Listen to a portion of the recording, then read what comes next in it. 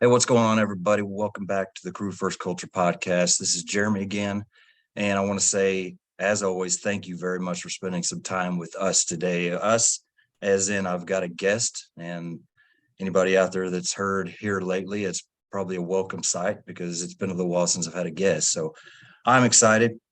I've got my friend Mitch Huner here. Do you go by Mitch or Mitchell? Yeah, Mitch usually. Okay, I was just making sure because Right. I've had that question in my mind and I've never asked it. So Mitch Huner, who is the Fire Maul guy, obviously, hopefully you've seen some of his products out there at the very least if you haven't had them in your hands. But so how you doing, Mitch? I'm doing great. Doing great. Staying very busy. I guess I wouldn't have it any other way. I decided to come back in the shop. I kicked my guys out to film back here because this is where all the action is. Got good problems. Selling more product than we keep in stock, those sorts of things, and just trying to work through the kind of growing phase of the company as we progress. Yeah. But the way I like it. So it's all good. We're doing good. Do you, since we're there, and just go off with that, do you feel like that's kind of is that I know nationwide, that the whole supply chain thing is an issue. Sure. Is the entire tool kind of the fire service, all the tool companies, are they all kind of facing the same things, or is it just because you're getting into a very new tool that had to start that process all over? I think in general, everybody's dealing with it. Chris Moran, my friend over there from Lone Star Axe Pig Tool, he's dealing with handles.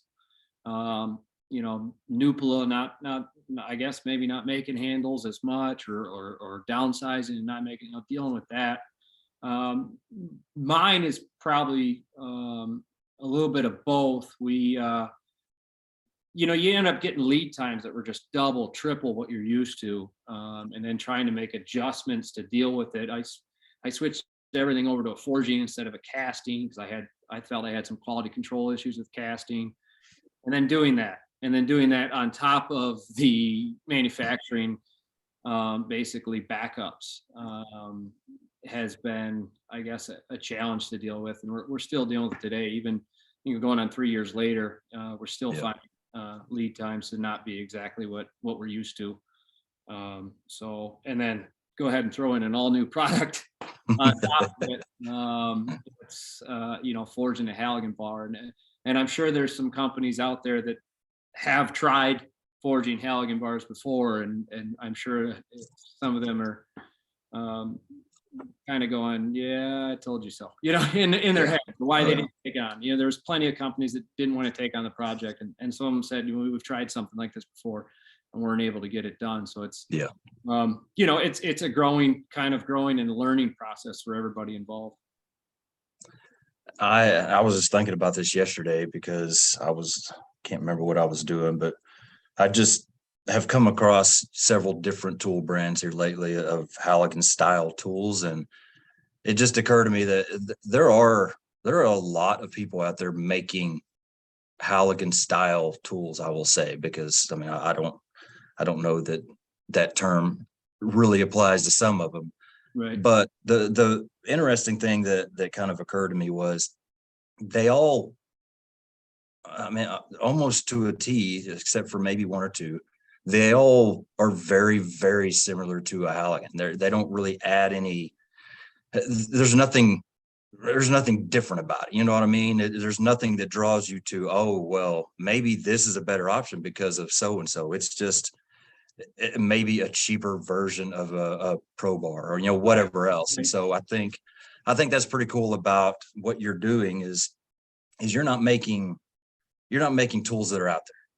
No. You are really innovating what maybe categories are out there, but really creating your own thing in all of them. And so that's something I've really appreciated with you and your company is there's always a why, I guess, is probably the best way I could say it. And that's big to me. I'm a big why guy, and so I've heard you discuss several times, and this is mainly a an audio format here, so you won't have the aid of Halligan's and things like that to point it out. But it just me saying that, is that kind of a big driving force to what you're doing and where different directions you head? Absolutely, absolutely. I mean, from the get go, before if you had asked me when I started this company if I'd ever be designing a Halligan bar, I would have told you no. You know, my tuned pro bar I had worked just fine. Yeah. But I did initially come out with a more effective maul for the fire service. I wanted it to be a heavy irons maul, something that wasn't really available. And then so we just progressed from there. But the goal has always been to provide increased capabilities of what is not already available. And as those tools, even my original Fire Maul was developed, and then we progressed into kind of redesigning it. You keep kind of learning these things as you go and learning the effectiveness of a tool, and it allows you to generate the next version, the mauler, now the pick-headed reaper. We realized that blade system works so good for both forcible entry and for roof work, a blade that can puncture material but not get stuck because of the way the shoulders kind of act as a pivot point to roll out of the cut. And it just continues to develop and then transition into, well, if I'm redesigning my original Fire Maul, because we were in a situation where we kind of had to, we wanted to move to a new manufacturer. Why don't we make an irons? Well, why would I do a Halligan bar? Well, what are some of the things I've learned over the years for, doing forcible entry? Why do I always have to rotate my adze away from the spike? Why don't we move that spike down a little bit? Gosh, well, I drive with my Halligan bar an awful lot sometimes, when just either doing overhaul or even driving a blade of a tool. Why not put a sledge face on there? And just those little things. You know what? I want to make stuff. I try to make stuff that for situations that gets us into trouble, right? It's not your standard door, easy residential door that gets us into trouble. It's those confined space, those 30-inch hallways or bottom stairwells. Well, what do I want for that situation? Well, a shorter Halligan bar would be nice for that situation. I got a little more room. I can actually strike it if I had to. And then going through the kind of prototype phase, our Halligan bar we're releasing now is not version 1, it's version 3, 4, and realizing, shoot, this 26 inches is nice because it's compact, but I don't have the mechanical advantage I'm used to getting. I can't roll this 2-inch adze very well. Well, shoot, let's cut it down. Let's go down to 1.5 inch adze. And we do that. And then, oh man, I'm rolling this thing a lot easier than I did my Pro bar. I'm getting a gap a lot faster. So it's always been a work in process. And just, that's what I really love about doing this is putting out, Fire Maul Tools, innovative solutions is because we're trying to push the envelope and get away from what the fire service has always been, which is adoptive culture. We adopt tools, and you can go back and look at why that is. You can look at the labor practices back then of our culture of taking the job that nobody wanted, right? Nobody wanted this job. So, what are those people going to be given? They're going to be given whatever's already available. It's not like it's a highly funded, sought out opportunity. It was true grit. It was hard men doing a hard job and using whatever tools were available. And that's what kind of pushed us to get the job done no matter what, and cultivate our culture of adapt and overcome and still using pike poles and flathead axes. 6 pound axes. Right. So we've been amazing at developing techniques using those things. I mean, I give a tool science presentation. I say when I'm talking about like a pig head axe, trust me, there's guys in Chicago that make a pig head axe sing, man. They can throw it out, twist it, get their boot underneath it, pop it right back up like nothing. And those guys are amazing. You want to learn from those guys.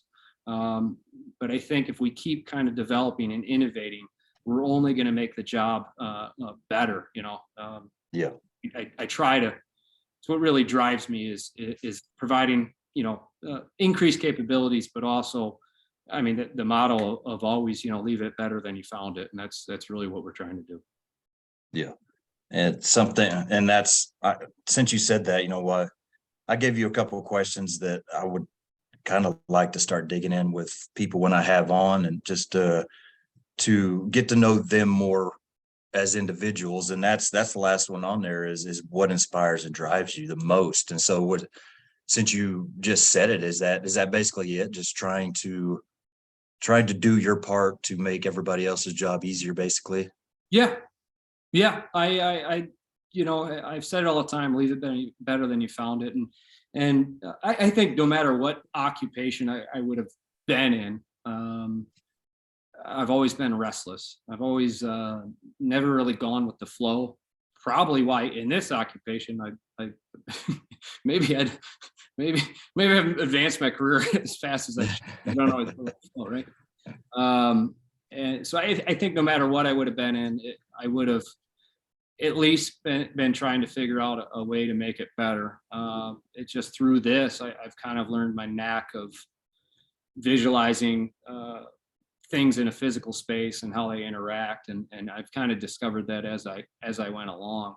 But the whole point of this is it to make money. I hope someday, hopefully, Yeah. right?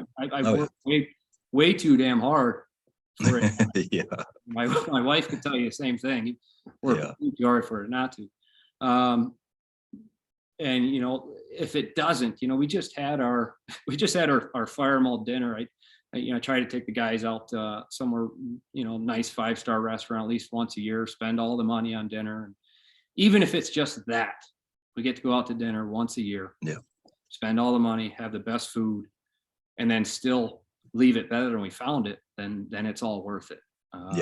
And I think our occupation is starting to really go away from, those, and I'm not trying to put anybody out here, but the original, those gritty men, those hardworking men this job used to be. And trust me, there's women in this job that can run circles around me, that is for sure.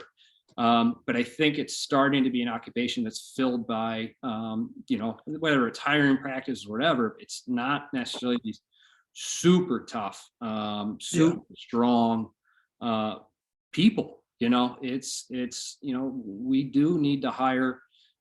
Again, we get into hiring practices, but sometimes it's Joe Schmo off the street, taking the job, and maybe he's not as physically capable, and those sorts of things. So a lot of that it also drives what this is, and leaving it better than you found it, but allowing those people to effectively do their job. And especially when you get into those things that get us in trouble. Well, how do we deal with that? Can I muscle a door? Sure, I can. Can I put a tool in place that works a little bit better and make it a little bit easier? Yes, I can. So yeah, to come around, that's really what drives me. I really enjoy learning kind of better way of doing things. And you hit it on the head, answering the why. We've also gotten away from a culture of this is how you do it, and that's the way we do it. It's how we kind of all came up in this job doing, and I've never really been satisfied with that. I want to know why. Why do you do it that way? And me too, or me, same with me. I hate that. I feel like that's almost given place in the fire service for a huge knowledge gap. You had those generations that's what it was. You were told what to do. You were told not to ask questions, just do what you're told. Well, then when it's your turn to step up and teach, and we're finally coming into some generations that aren't okay with it, we don't have a why behind anything. It's just that whole statement that everybody hates. It's how we always done it. That's where it came. That's where we don't have any other answer, because we weren't given that answer. And so, and I feel like that's kind of been, I've been on 20 years. I feel like I'm right on both sides of that. I came on with that mentality of you do it because this is what we do, and that's it. And now, trying to become somebody who is, like you said, doing things to make fire service better and all that. Well, I had to have a real conversation with myself that I don't know anything. I mean, in the grand scheme of things, there is nothing relevant I know. I've got to basically start all the way over. And this was just, a few years ago. Right. And I think that's the cause of it. We weren't given true instructions and really got into the details of the job, and all that got lost. Mhm. And so we're having to kind of make it up, as we go to catch up again. But I feel the same way for sure. Something else that I've heard that you've talked about is the Made in the USA. That's a big thing for you. I know that you have talked about kind of the complications added because that's a priority for you in this whole process. It's made everything a lot harder and probably a lot longer and all that, but you still stuck with it. Just talk about that for a little bit. Yeah, I'm actually glad you brought that up, because that is kind of one of my driving factors too. I mean, I recently, on some of our banners and stuff, when we go to trade shows and some of the, I guess, cut sheets or flyers and thank you letters we put out, I put on there, FMT, do the hard things, fighting for Made in USA. It's kind of like a little logo we put on there. And because it's been a fight, man, it has been a fight, getting what we want built and forged and made here in the USA. And a lot of that has to do with the fact that, a lot of USA manufacturers or companies don't want to do business with you unless you're say, hey, I need 5,000 of these, I need 10,000 of these, right? Some of my smaller items have been easier. I'm big. All my steel products are forged, or stamped, or whatever. It is manufactured here in the USA.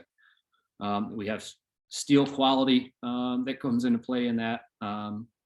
And in fact, our TSR product, the handle, the collars, the end cap, the head, the Halligan bar is all made here in the USA. And that took a lot of work, and it took a lot of investment to do so. I think it probably could have been easier if some of these companies that are USA manufactured, especially the handle companies, if they wanted to, step up and make something. But again, you look at like Nupla. Nupla is like one of the few handle companies in the US. They always want to push you to the sledgehammer handle they already make. No, I need it made this way. Can we make it this way? How much does that cost? And they never really want to give you pricing because they don't really want to do it. I wish, there's Dasco Pro, Leatherhead Tools, they're all kind of under the same umbrella, but they're a handle company too. And I wish we would all kind of work together and step up and, hey, we need this made. Let's work together. Let's get it made. And that doesn't necessarily happen because you get worried about competition and those sorts of things. And sure, we are might be competition for each other, but I think that the whole umbrella of this thing is the fire service and doing what's right for the fire service. So I wish in those situations, companies would step up and help out. But sometimes when you don't have buying power, you got to do with what you can. And I'll tell you right now, our single bit axes, our composite handles, we have to get those imported. Those are not made here. I wish they were. And that's because of those challenges. We recently, again, I don't want to get into pricing too much, but when I tried to price those out to have those made here, you're looking at $196,000 in tooling. So, okay, now I need to get another mortgage on my house. It's just not doable for a small company. Yeah. Not doable. Oh yeah. So, can we get there someday if we all kind of work together? Maybe, hopefully. I don't know. But that is the part of the fight, and that is what I'm big on, because you think about some of the biggest tool manufacturers in the fire service, and where are those hand tools made? They're not made here. If it doesn't Yeah. have a USA stamp on it, made in USA, or at least a USA stamp on it, if it doesn't have it on any of their website or anywhere else, guess what? It's not made here, because that's something you're definitely going to advertise. Yeah. No, for sure. And that's, these things I really want to share with everybody because, and we're about to get into kind of, who you are more, but for me, and there are just a few kind of people and companies like this, but for me, I love obviously tools and training resource, whatever, everything. I love it, things that are good, that work great and functional and all this.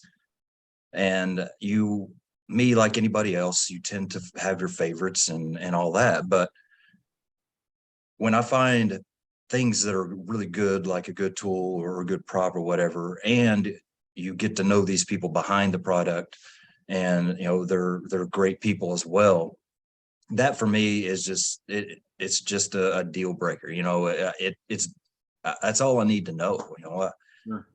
I really enjoy just trying to do anything I can to help people and companies like that. And you've kind of touched on the whole companies helping companies thing too, but that's I think it's a big deal, because there are a lot of companies out there that are just, they're basically faceless. There's nobody really anywhere that you could see doing it. You know what I mean? It's a big company or whatever else, but to truly have a face or a handful of faces behind the product and be able to get to know these people and see who they really are, and that to me is a big thing. And I will say that, got to meet you and your wife Paloma for the first time at the lake of the Ozarks last July, and then lucky enough to actually sit down to dinner with you two, with my family, a couple of my kids, and you were gracious enough to put up with that. So I was very Oh, thankful. But it's just great to be able to do that. You know what I mean? And see the people behind the product. And so I really appreciate that and want to share that as well. Thank you. Thank you. And I think it's probably something I need to do more often. We get so busy trying to keep up and get orders out and quote unquote put out fires here and there. Yeah. And I don't take the time to do the videos I should, because I don't got time to edit them or this and that. And I think I am going to gravitate more to just going live and just talking Yeah. and just going over what's going on. And I think hopefully that's received well. I think it is, and I wish maybe more of companies in our situation would do the same. And I wish even these bigger companies, and hopefully I don't lose that as we grow, because I think you think of some of these major companies, you're right, they don't have a face. They have no face whatsoever. They're a separate own entity. It's just this giant corporation that just anyway. So hopefully we can continue to do that. Yeah. So, I mean, we talked about the company and the tools. Tell us a little bit about you, where you're at, what you've done kind of fire service wise, whatever you want to talk about. Sure. I think, I started as a fireman just after high school. I think I remember in high school, I had no idea what I wanted to do. Right. And it's like, definitely wasn't looking for a desk job by any means. I think I was either going to go in the Marine Corps and never really bid on that, and ended up just going to a fire academy, get some classes in, and join a part-time department, and then was full-time on that department. But then my restless leg syndrome kicked in, and just kind of looking for more. And I started doing contract fire department. I did a couple years in Iraq. I did a couple years in Curacao. So I was basically working for a company covering fire protection on air bases, in Iraq, Marine base, Army base, and Air Force base in Curacao. And that was interesting. It was fun. Iraq was very interesting.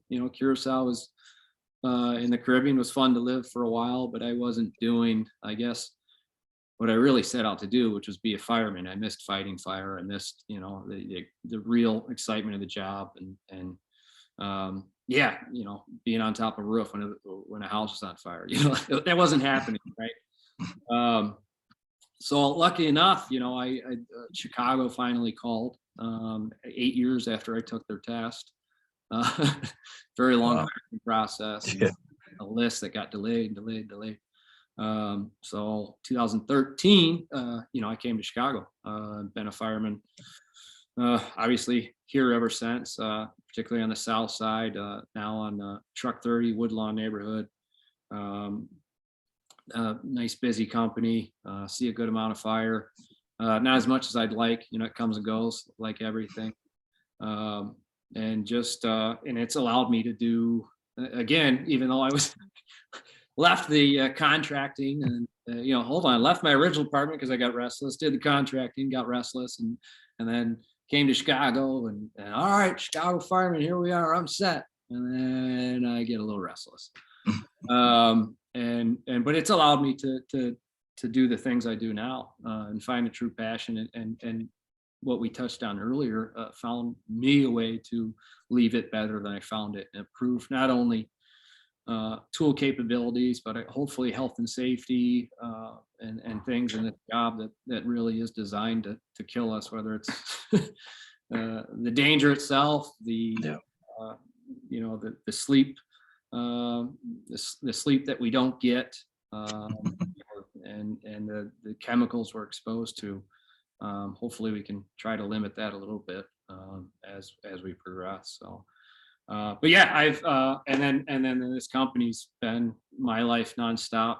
It's gotten a lot better with not overworking myself, particularly in the last 2 to 3 years. But prior to that, yeah, it was nonstop and just making this thing work, working it and making it work, and just trying to put my passion into it. But then, if anybody's ever started their own company, you realize in the beginning, it's you and you're everything. Yeah.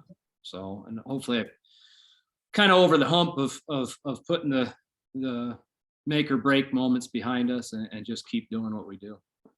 So when did you start Fire Maul? Yeah, so I came on Chicago Fire Department 2013, in the field 2014. And Fire Maul came from, I always used I'm sure people may have heard this before. If they haven't, I always used a splitting maul. I don't know if you're going to post this, but I recently recovered my original. It was missing for a while. It was left at a lake house, and Aunt had it for a while, and this and that. But, I had a splitting maul, and I favored it for its ability to both strike and chop and cut. But it didn't do everything I needed it to do. I couldn't capture progress. I couldn't kind of pry with it and do overhaul with it. And it was just those thoughts. It was, how come nobody's really made a maul for the fire service? You had the TNT tool out there, and it really just didn't have the weight I wanted, didn't work the way I wanted it to. And Yeah. And I'm not going to get too deep into some of the design features that ended up driving into the Fire Maul, but again, it just didn't do the things I wanted to do. And it was a conversation with actually my wife, my beautiful wife Paloma, her friend we were getting dinner with. At the time, I think she worked for a big company, Caterpillar. And I was just telling her, I kind of have an idea for something, but maybe someday when I have money, I'll make a prototype or something. And she just looked me dead in the face and said, "Why not now?" And I was like, "Yeah, why not now? Why not now?" And the next thing you know, you're looking up patents and trying to find a patent lawyer and putting sketches and then just jumping in and just taking the leap, taking the risk, and next thing you know, you're maxing out credit cards and getting prototypes made. And that was 2000. That wasn't too far into. That was 2016. So I'd been in Chicago a couple of years, but I just knew we could do something better. So that was 2016. We sold the first Fire Maul. We started shipping the first Fire Mauls 2017, and just progressing since then. Yeah. So you talked about your time overseas. That's pretty interesting. I don't know that I've really heard that kind of that experience from anybody else. Is there anything you brought back from that has kind of, I don't know, helped you in your career Yeah, or I mean, interesting or anything like that? an ability to work with a multitude of type of people. That was, you get in a fire department around you, or particularly maybe in a certain area of the United States, maybe you're used to a certain type of people, and there you got guys from all over, and they're given station assignments for a year, typically a year contract, whatever. And you learn to work with people from all over, and you learn that a lot of us are very similar. Uh, sure, we're all going to have people that we don't work with exceptionally well, right? But Yeah. we're all kind of very similar people, and I try to use some of those experiences, if maybe you do have somebody you're not working so great with, and to realize that we are kind of all the same people. We're all in this together, and try to remember that, and then also be thankful for what I have, no matter what. um, I, to be honest, there's guys that do contracts and keep doing contracts, and you don't have the Iraq thing as much anymore, but there's other private contracts out there, on 1 year contracts, and you're traveling, and I honestly, never truly enjoyed it. The money, either the money was good or where you're stationed was good. Um, but I didn't have the station, sort of maybe this same station camaraderie of Yeah. fighting fire, those sorts of things, of actually being Mhm. in danger at times. Um, and yeah, I don't know. So I was happy to be where I am, and thankful of where I am now. And need to take a step back and remind myself of how good we have it now, even if I am pulling my hair out that doesn't exist. So, Yeah. That, like I said, it's just interesting, and I'm sure it does kind of bring things in perspective. It seems to me like a drawback, kind of what you were talking about just now, that firehouse atmosphere. It did it almost have like just a very temporary feel, like this crew's going to be here for certain amount of months, and then it's going to be somebody else, and then I'm going to be gone, and just yeah, no right. real concrete to it. Yeah, I mean, there's definitely guys that came and went, and also, I've made friends for life too. I mean, I'll give my buddy Mike Shipley, um, and it took us about I shouldn't say too much, but it took me about 2 weeks to be best friends with that guy, because there might have been a tussle at a bar involved, and that guy was right in there. So, maybe younger, too full of testosterone, Mitch, but that guy had my back from day one, and we still, we talk to this day. But it doesn't mean there wasn't that, but it's definitely very different, maybe almost corporate. We're just here trying to make the best of it, and not, there's something that happens when you are with guys that, and I don't want to talk this up too much, but you're fighting fire. You're in dangerous situations at times, and working your ass off, and kind of, hot, sweaty, tired, nasty fire, and there's something that happens when you go through that with somebody, I think. Yeah. That brings you a little bit closer. And even on some of the stuff we deal with, some of the emotional side of things that we deal with, and then being with people for a lot longer, and seeing them go through the highs and lows in their lives, and even our own lives, and it just really, I think, makes it more of a brotherhood. Yeah. That's that. I think kind of what you're explaining right there is a lot of what drives me. Just creating that culture that, man, we love being together. I mean, yeah, I've seen so many crews that are just kind of, they're here and there. You can see a couple of them around, but they're the others. The only time you see them is at dinner time, and all of this, and just working hard to create that environment, that family environment. That's been something that I've really enjoyed. So that kind of speaks to me as well. And I need to be better at You it, to tell you the truth. do you Uh, do?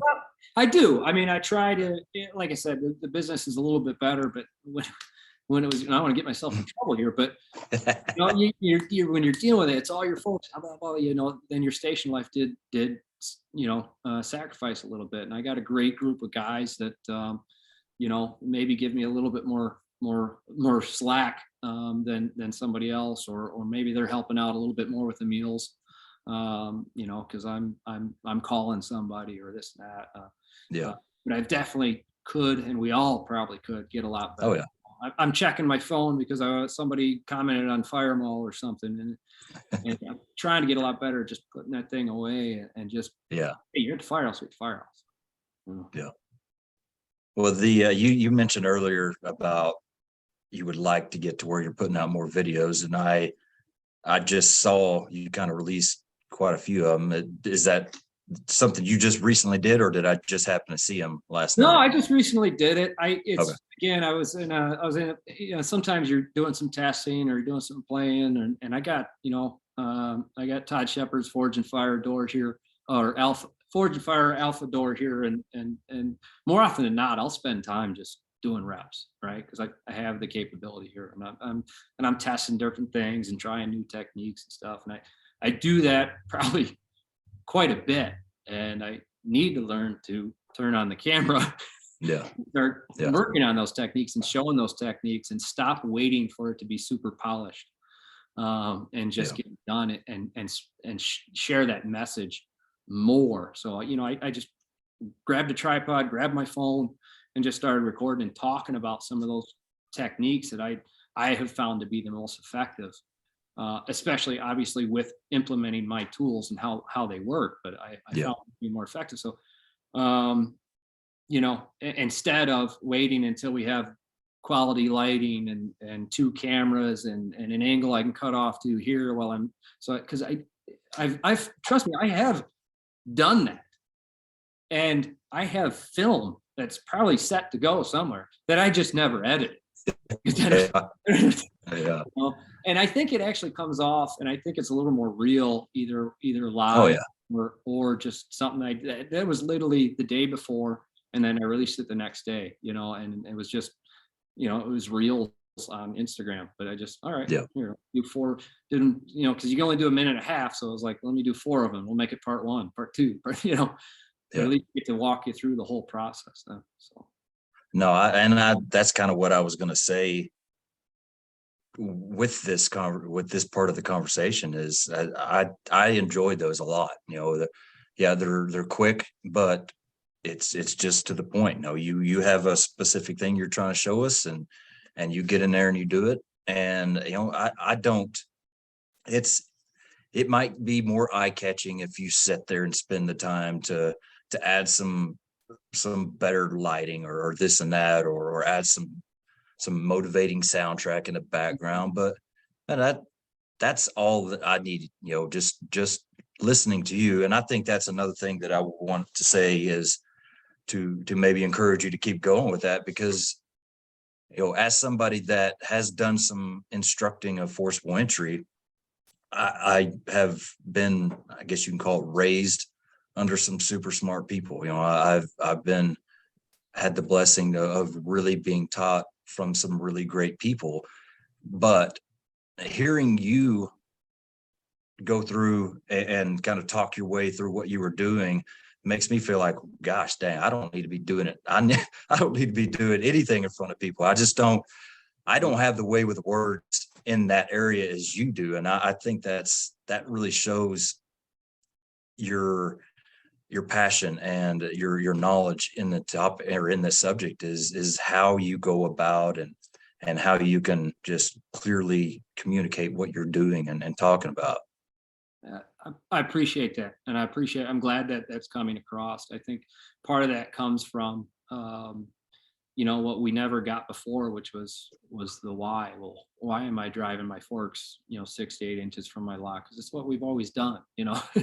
And a lot of those techniques were developed, you know, back in the day when I had fat forks, and that's the reason. If I'm going to put something in there, it's going to be hard to get in there. We might as well put it close to lock, because then it's going to be the most effective. And you know, I could talk about that all day, but I think a lot of what you're seeing, and hopefully I can put out more, is what I've gone through when I was trying to answer my why, and when I was, as simple as taking a wedge-shaped blade to capture progress, that it ended up that developed over time with how effective the Fire Maul design ended up being for that. But my reasoning for that is, if you think about it, every other thing we do in the fire service, anytime we're lifting anything, we crib it, and we have something there that's going to kind of keep Yeah. capturing our progress for us, whether it's airbags or chocks or cribbing. And so anyway, that's kind of like me kind of talking through the thought process of why I do it that way, and it's because I'm shoring up my plane that I'm trying to move past the jam, right? Yeah. My object I need to lift, my object I need to create enough pressure to create enough distance, and it's me kind of how I guess my mind works, which I don't know how normal that is or not. For the job you're doing, I'd say it's pretty okay. So Okay, good. Another one of these questions that I think a lot of value can be found sometimes for other people is there any specific or particular mistake you've made or failure you've had that you've had to kind of overcome, challenge you faced, whatever it is that you can really point to as in almost a turning point or something that just shouts out, this really kind of changed the way I think or my life or anything like that? Yeah, I mean, in particular, uh, I guess to some degree, I've always believed I'd be really good at something. It just took me 30 years to figure out what that is, um, and that comes from, I always thought I would be one hell of a wrestler. Well, I was an okay wrestler. I thought I'd have some more God-given talent than I actually did. Now, if I would have paired that talent with a lot harder work, or maybe focused on my hard work a little bit more, I don't know what you want to call it, but I because of that belief, maybe I didn't cut weight like I should have, because I'm so good, I don't need to cut weight, and then being humbled in those situations and just being okay, and then putting all that work in and just being okay, but continuing to work anyway, right? Failing and continuing to work anyway. Because I'd rather look at my life in the end and go, well, at least I tried. And that even falls into Fire Maul. At least I tried, and that's just putting out, doing the greatest job you can at making the job better, or putting out the best product or content or effort you possibly can.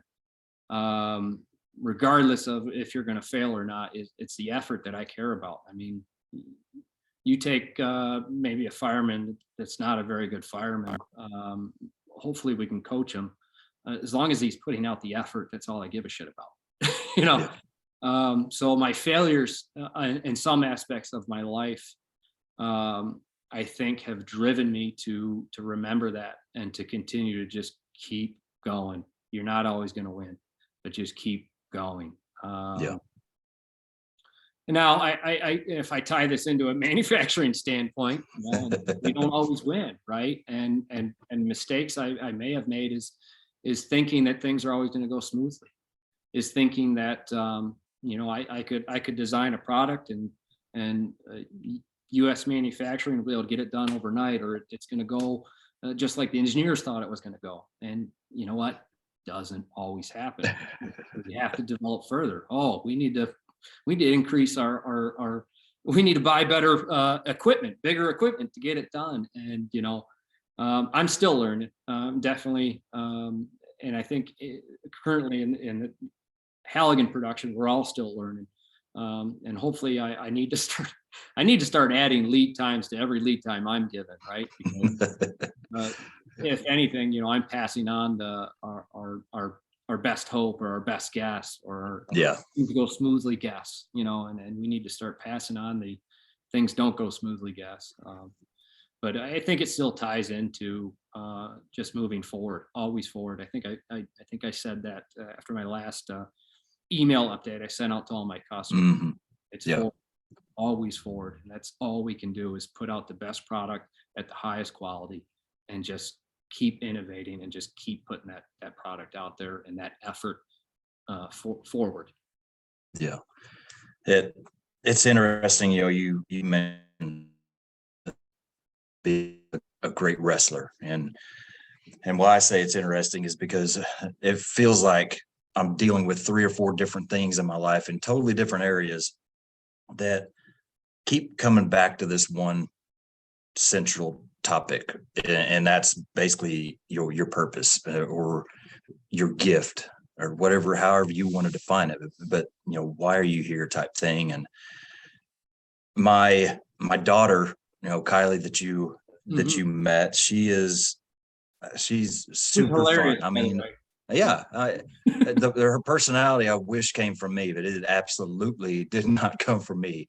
But she just naturally has the ability to make people smile and just entertain people. And so outside of that, simultaneously, she wants so badly to be a good athlete. Mm. And just all the energy she has balled up inside her, it makes it hard for her to be a really good athlete, because she's just so, she's so amped up, and she just can't focus. And that's something I've kind of told her lately. For some reason, it just kind of came to me. I was like, you need to be the mascot.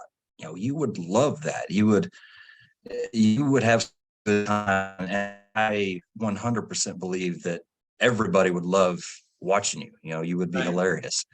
Right. But man, she just can't get over the fact that she wants to be a good athlete, and even kind of started getting upset that Yeah. I was basically giving up on her, or anything like that. And I kept telling her, man, it's not about that. It's about, what are you pouring yourself into? Right. I get it, you enjoy sports, and I'm not saying stop, Mm-mm.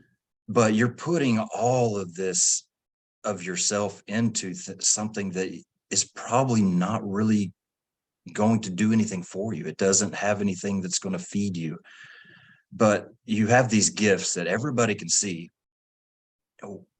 I'm just trying to help you see that if we start putting yourself into these gifts, and really start focusing on those things, everything is going to start happening in the way it's supposed to, because you're going to enjoy things so much better. If you're going to be better at what you're doing, everybody else is going to be better because of what you're doing. And so it's just a huge picture. And I think that's so important for everybody out there, that if you don't know what that is, if you don't know what your purpose is, looking back at a young Mitch, or even me, I was the same with baseball. Yeah. I was just barely good enough to play college baseball, and that was it. I had no chance further than that. And so when that was over, like I told Kylie, that was it. I had no other options. So then what? But if you start chasing after what you are here for, what makes you happy, what you do really well and really easy, that's when things really start to snowball, and good things start happening. So it's just interesting that everything ties in. Is that kind of Yeah. what you No, feel I like your story is? yeah. Learn to play to your strengths. I mean, I didn't even mention, football. That was another thing. No matter how hard I worked, I was still small and slow. There's no talent Yeah. that can fix that. It's, and Can't coach size and speed. right. It doesn't happen. So, and learning to, again, learning to accept that to some degree, and maybe if you don't want to leave it and move on to something else, at least learn to just have fun with it and stop putting Yeah. some pressure on yourself. It's such a small, if I can pass anything on to, maybe she can hear it from somebody else other than her father, but Yeah. school is a short period of time in your life, and it's not the end all be all. So, if I would have remembered to play to my strengths earlier, if I would have maybe focused on wrestling instead of doing football, I don't know what that looks like, but learn to play to those strengths earlier, I probably would have been a lot happier instead of just putting all this pressure on yourself to perform when sometimes you just don't have the genetics to do it. So anyway, and like I said, it took me maybe 30 some odd years to realize that maybe I do have an engineer's brain, Yeah. so Yeah, that's another thing about it is, I'm probably around the same as far as going through life for way too long, really before I knew what the heck I needed to be doing. You know what I mean? I luckily I found the fire service and got involved with that. But it was a ways into that before I really even kind of found my lane. And so since that point, I enjoy the job so much more. I enjoy, everything so much more. It's helped me not only at work, but it's helped me at home as well. And so mhm. really, really trying to figure out where that is and what you can add to the world. That's where we really start making a difference. And I think, you've mentioned it several times, but that's the great thing about people like you is they're not just putting out product to have a job. You're not doing it because you're wanting a part-time job. Right. It's about something deeper and bigger than that. And so the that's the stuff I really enjoy sharing.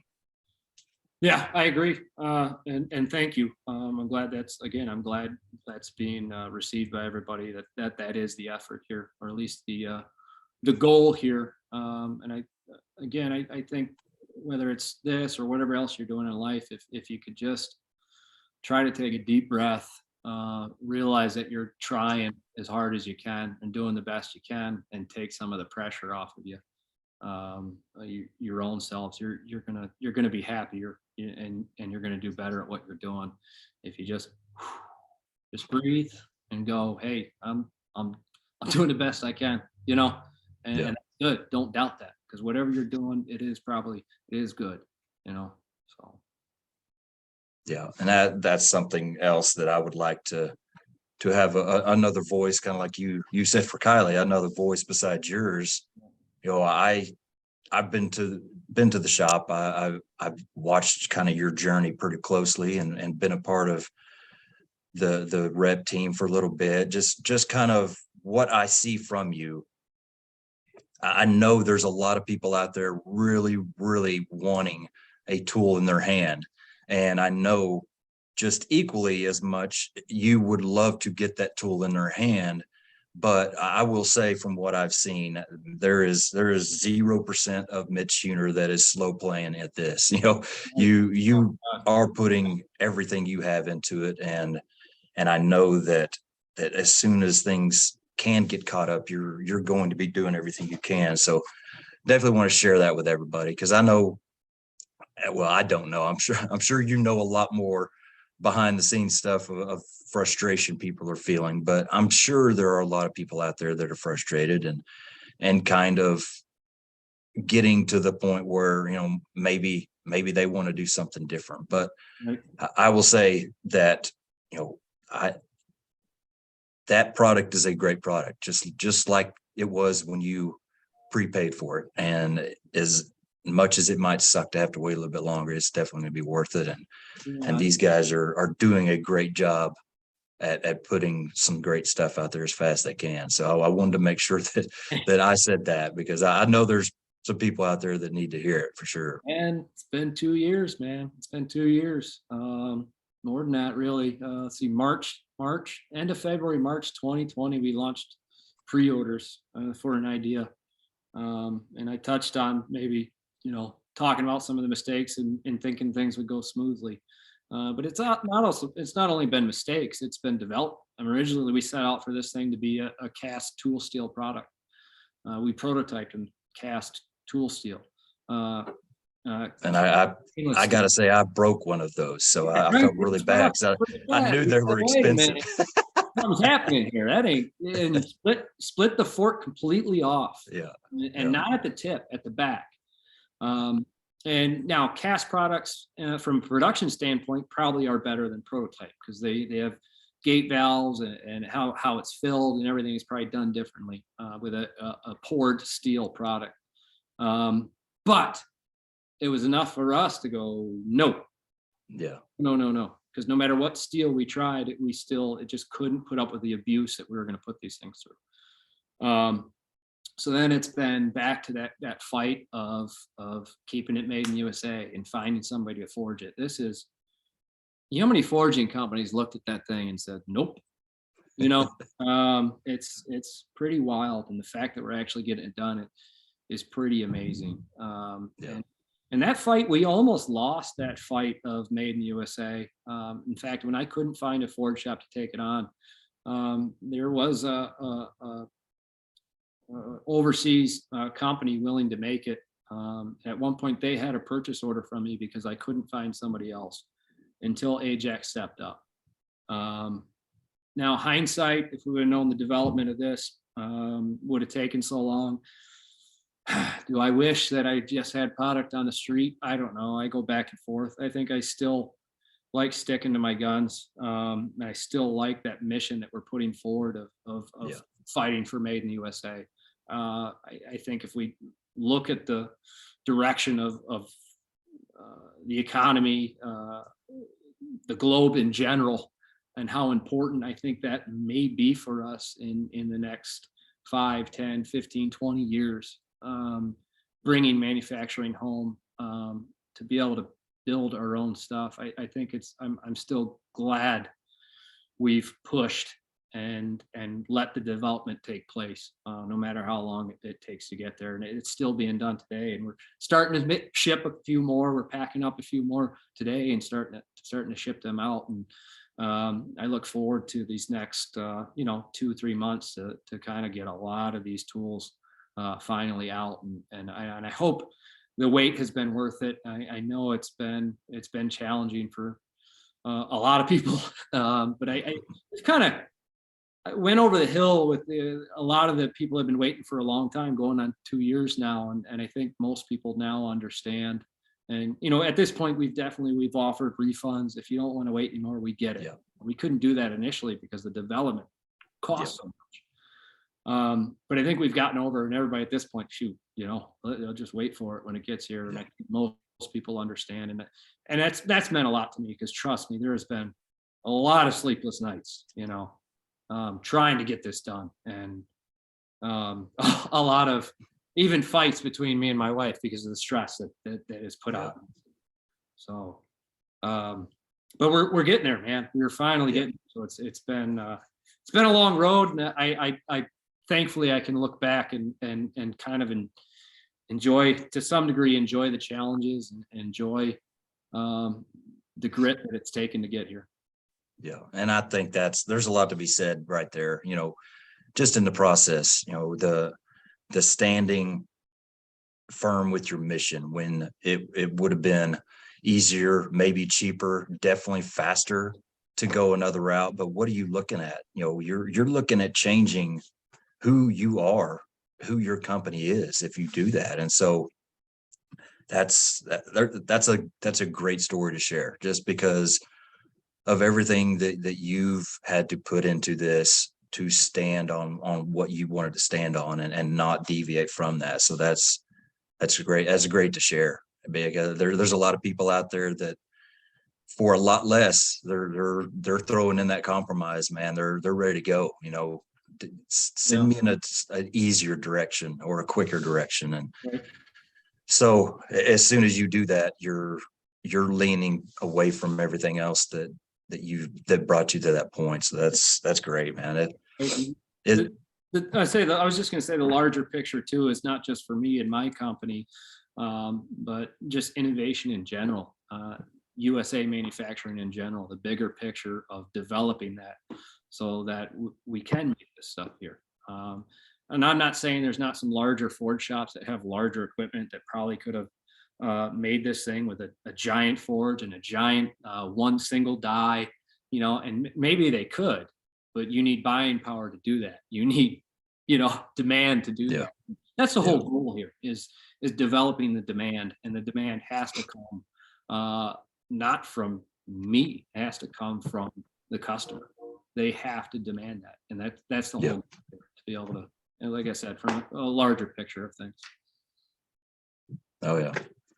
Well, I think that I've about addressed everything I had kind of planned to talk about or ask you. Do you anything else that you'd like to touch on or say before we Uh, go? no, I really enjoyed this conversation because it wasn't uh, for me, it wasn't an advertisement on tool features or grip kits or anything like that.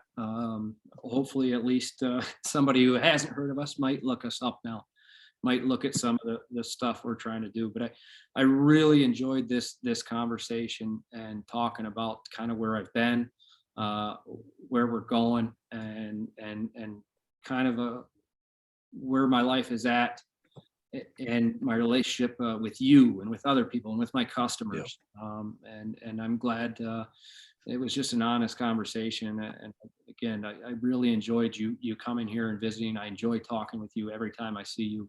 I consider you a friend, consider you a brother, and I appreciate you helping out. Repping Fire Maul Tools, man. It's really, it helps everybody that does that. Once they put their hands on these tools, hopefully they become a rep to their own degree. But it means the world to me, because like I said, if you ask my wife if this has been worth it, we're having fun now. We are, but from a financial standpoint, we'll get there. And trust me, we've developed quite a bit of revenue, but we've reinvested Yeah. almost all that revenue, to some degree. So it's been an adventure. So I just want to say I appreciate everybody who takes the time to watch a video or takes the time to listen to this podcast. I appreciate everybody that's in the fire service. I appreciate you guys wanting to kind of step outside of what is that culture of just using what we've been given. We're being told to do it this way, and that's the way we do it. And I appreciate all of us kind of innovating to that degree. So I hope we can all keep doing it together. I look forward to seeing you again soon. I'm sure I will, and be more than happy to talk to you anytime.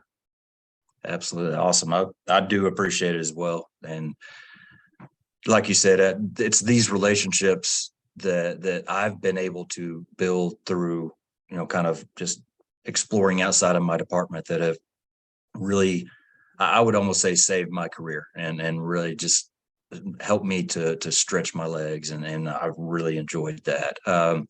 So like I mentioned, you've got some videos you're putting out now, hopefully some more. Do you have a YouTube channel or just Facebook, we do. Instagram?